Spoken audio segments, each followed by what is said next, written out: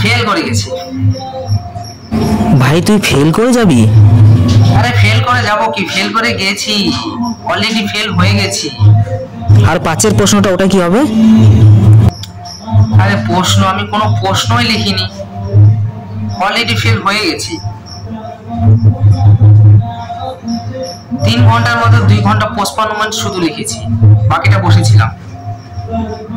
পুরো ফেল হয়ে গেছে, কেউ বাঁচাতে পারবে না, ভগবানও বাঁচাতে পারবে না, পুরো ফেল। আমি তখন সেটা ভাবছি যে পাস করবো কি করে। আচ্ছা পাস মার্কস কত রে? 25। 25? আমি ভাবছি পাস মার্কস থেকে একটু বেশি, 95 পেয়ে গেলে আমি খুশি। এখন তো আমার টেনশন হচ্ছে পুরা, বাবা মাকে কি বলবো। খাতা দেখানোর দিন। ক্লাসে হাইস্ট পেয়েছে 97%, পেয়েছে সোনা। শিট ইয়ার, একটু জন্য ফেল করে যাচ্ছিলাম, দেখলি,